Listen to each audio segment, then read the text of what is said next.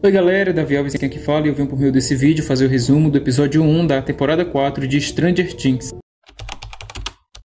A temporada começa com o menino jogando jornais em uma bicicleta e a gente também vendo o personagem do papai, como a 8 falou na temporada 2, e um flashback dia 11 de setembro de 1979, quando o laboratório ainda estava aberto. Mais especificamente a sala do arco-íris, até que o papai levou o 10 para fazer alguns experimentos, onde ele desenhava e ele perguntava para ver se ele sabia o que era o desenho. E depois ele procurou uma mulher que também estava dando aula no laboratório, até que o menino se desespera porque ele viu muito sangue. E a pessoa que fez esse se aproxima, joga a porta contra o doutor. E um corte rápido, o doutor já acorda e anda até a sala do arco-íris, onde vê várias crianças, como vocês podem ver, e só a Onze viva.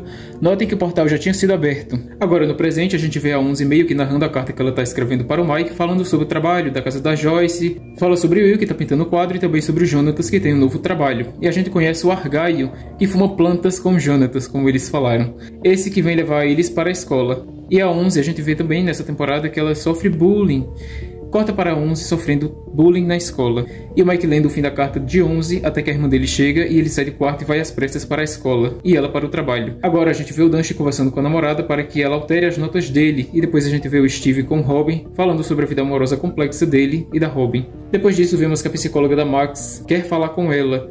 E agora vemos todos os meninos no ginásio, menos a Onze e o Will que estão em outra cidade. Onde vemos que o Lucas faz parte do time de basquete e um dos membros se declara para Christie e depois faz um discurso sobre o final do campeonato de basquete. Os meninos até tentam chamar o Lucas para o D&D, só que o fim do campeonato bateu com o D&D. Lucas, que decidir se vão ou não, chega para Joyce uma caixa com selos da Rússia e nessa tem uma boneca. A Onze tenta fazer a apresentação, só que acaba sendo interrompida pela Angela e o Will até tenta falar com ela e ela sai do último dia de aula para casa meio chorosa. Corta para Max indo falar com a terapeuta sobre a vida em casa com a mãe, o sono e os pesadelos que ela tá tendo. Ao que a terapeuta responde que é normal e quando ela sai da sala ela se encontra com o Lucas, que entrega um convite para que ela vá ao jogo. E também ele comenta que ela estava estranha e que eles se desentenderam e ela acaba devolvendo o convite e entra dentro do banheiro. Lá, ela ouve Christie chorando no banheiro, só que ela vai embora depois que ela manda ela fazer isso e a gente vê a Christie vendo coisas, o Vecna, falando com a voz da mãe dela.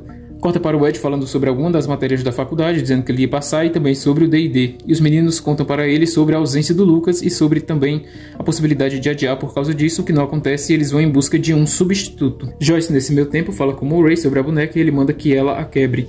Os amigos de Jonatas e de Nancy falam em simultâneo sobre eles irem ver um ao outro, já que eles não foram fazer isso, ou que eles se elogiam à distância. Os meninos, depois de muito procurar, conseguem enfim convencer a Erika de jogar junto com eles. Corta para Christie indo até a floresta, até que ela vê um relógio, quando o Ed chega, e ele pergunta a ela se ela se lembra de quando ele se apresentou com a guitarra para a escola, e faz uma proposta, já que ela foi ali comprar entorpecentes com ele, ela até pergunta sobre isso também.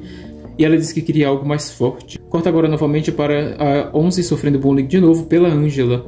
E ela até tenta usar os poderes, só que não consegue. E o Will vai até ela e corta para Joyce quebrando a boneca e vendo a mensagem que tinha lá, ainda falando com o Ray. Ao que ela fica bem emocionada e a gente não sabe nada da mensagem. Os jogos começam e quando a menina vai cantar, Billy e Steve se olham, falando sobre como ela cantava, relembrando momentos da terceira temporada. Detalhe, antes que ele comece a jogar D&D, a Erika quase que janta o Ed. Lucas enfim sai da reserva e começa a jogar. E entre uma jogada de bola na rede e dados no jogo de D&D, a gente vê esses dois jogos de forma simultânea.